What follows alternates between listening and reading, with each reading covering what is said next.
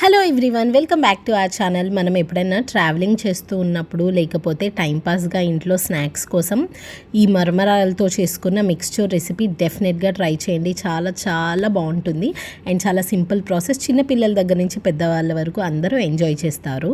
Stove on చేసేసుకొని ఒక pan పెట్టుకొని ఒక 1 or 2 స్పూన్స్ నూనె వేసేసి కొంచెం పసుపు వేయాలి. నూనె కొంచెం వేడెక్కిన తర్వాత పసుపు వేసేసి ఈ పసుపులోకి మరమరాల్ని వేసేసుకోవాలి. ఈ మరమరాల్ని లో ఫ్లేమ్లో కొంచెం వేయించుకోవాలి. ఈ మరమరాలు ఆల్రెడీ ఫ్రెష్గా క్రిస్పీగానే ఉన్నాయి, అయినా కూడా వేయించుకోవాలి. ఇలా వేయించుకోవడం వల్ల మనము ఒక 1 week 10 days స్టోర్ చేసుకున్నా కూడా మనకి ఈ మరమరాలు అనేవి చాలా క్రిస్పీగా క్రంచీగా ఉంటాయి. లేదు అంటే కొంచెం సాఫ్ట్గా మెత్తగా అయిపోయే ఛాన్సెస్ ఉంటుంది. కాబట్టి ఇట్లా కొంచెం సేపు వేయించుకొని కొంచెం క్రిస్పీగా చేసేసుకుంటే మనకి ఒక 1 week 10 days వరకు కూడా చాలా ఫ్రెష్గా బాగుంటాయి, క్రిస్పీగా ఉంటాయి ఎప్పుడు తిన్నా కూడా. ఇలాగా లో ఫ్లేమ్లో పెట్టుకొని మంచిగా వేయించుకొని తీసి పక్కన పెట్టేసుకోవాలి. ఇప్పుడు ఒక ప్యాన్లో కొంచెం నూనె వేసేసుకొని దాంట్లోకి పచ్చి పల్లీలని వేసుకొని దీన్ని కొంచెం వేయించుకోవాలి. మనకి పీనట్స్ని కొంచెం క్రిస్పీగా క్రంచీగా అయ్యే వరకు మంచిగా వేయించుకోవాలి. ఇవి అక్కడక్కడ మరమరాల్లో మిక్స్చర్లో తింటూ ఉన్నప్పుడు చాలా బాగుంటుంది. ఈ పీనట్స్ని కూడా కొంచెం మంచిగా క్రిస్పీగా టర్న్ అవుట్ అయ్యే వరకు మంచిగా ఫ్రై చేసుకోవాలి. చూడండి, ఇక్కడ మనకి మంచిగా క్రిస్పీగా వేగిపోయాయి. ఈ స్టేజ్లో మనము ఈ పల్లీల్ని తీసుకొని ఒక ప్లేట్లోకి పెట్టుకోవాలి. మనకి కింద టిష్యూ పేపర్ ఏమైనా ఉంటే వేసుకోండి, సో దట్ ఆయిల్ ఎక్కువ పీల్చకుండా ఆ టిష్యూ పేపర్ అనేది ఆయిల్ని అబ్జార్బ్ చేసుకుంటుంది అండ్ నూనె ఎక్కువ లేకుండా బాగుంటుంది అనమాట. అండ్ అదే ప్యాన్లోకి కొంచెం పుట్నాలు ఉంటాయి కదా, వేయించిన శనగపప్పు, అవి వేసేసుకొని ఇవి కూడా కొంచెం వేయించుకోవాలి. ఇవి ఎక్కువ టైం పట్టదు వేగటానికి, జస్ట్ ఇట్లా ఒకసారి వేయించుకొని తీసేయండి. చూడండి, ఇట్లా మనకి వెంటనే కలర్ చేంజ్ అయిపోతుంది. కొంచెం కేర్ఫుల్గా వేయించుకోవాలి. ఇవి వెంటనే తీసేసుకొని ఇందాక మనము పల్లీల్ని ఒక ప్లేట్లో వేసుకున్నాం కదా, అదే ప్లేట్లోకి ట్రాన్స్ఫర్ చేసేసుకుంటున్నాము. ఇలా అన్ని పుట్నాల్ని కూడా తీసి పక్కన పెట్టేసుకున్న తర్వాత అదే ఆయిల్లోకి నెక్స్ట్ ఇంగ్రీడియంట్ని వేసేసుకుంటున్నాము. ఇవి వచ్చేసరికి సగ్గుబియ్యం అక్కడక్కడ తగులుతుంటే చాలా బాగుంటుంది. ఇవి ఇష్టం ఉంటే వేసుకోండి, లేదు పంటికి కొంచెం అంత హార్డ్గా తగలొద్దు అనుకుంటే స్కిప్ చేయొచ్చు. బట్ ఇవి వేసుకుంటే చాలా బాగుంటాయి. అక్కడక్కడ మనకి కొంచెం గట్టిగా అవి తగులుతూ ఉంటే చాలా బాగుంటుంది. ఇష్టం ఉంటే వేసుకోండి, లేకపోతే స్కిప్ చేయొచ్చు. ఇవి కూడా కొంచెం క్రంచీగా క్రిస్పీగా అయ్యే వరకు వేయించుకోవాలి. అండ్ ఇట్లాగా వేయించుకున్న తర్వాత ఇవి కూడా పల్లీలు తీసి పెట్టుకున్న ప్లేట్లోకి వేసేసుకుంటున్నాము. అండ్ ఇవన్నీ ఫ్రై అయిన తర్వాత దీంట్లోకి సన్నగా కట్ చేసి పెట్టుకున్న ఎండు కొబ్బరి ముక్కల్ని కూడా వేయించుకుంటున్నాము. ఈ ఎండు కొబ్బరి ముక్కలు కూడా తగులుతూ ఉంటే అక్కడక్కడ బాగుంటుందన్నమాట. అందుకని ఇది కూడా మంచిగా లో ఫ్లేమ్లో పెట్టుకొని వేయించుకొని తీసుకుంటున్నాము.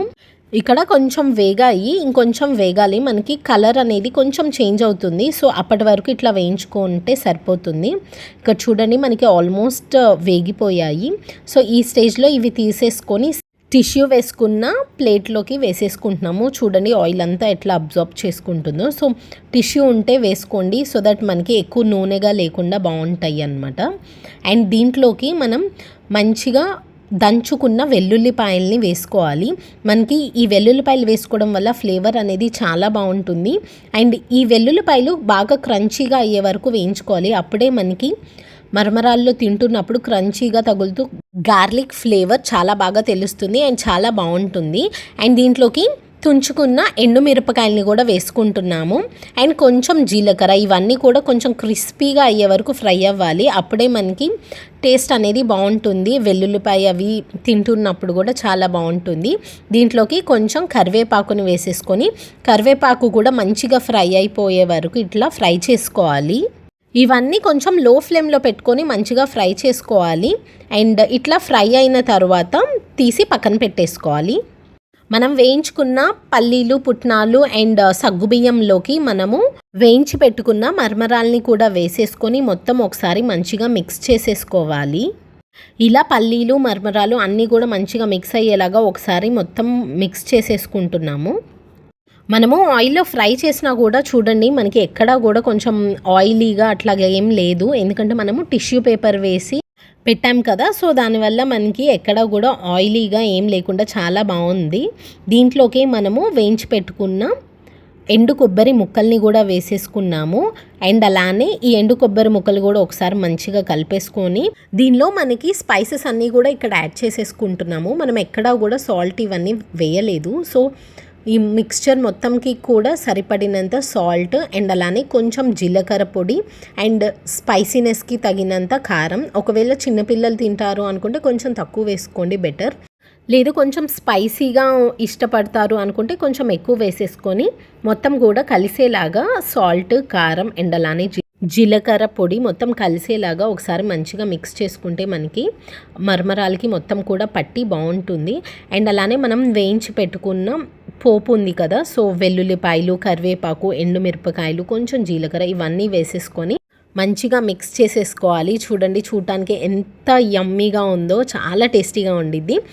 చాలా సింపుల్ రెసిపీ అనమాట. I hope you like this video. Thank you so much for watching. Please subscribe.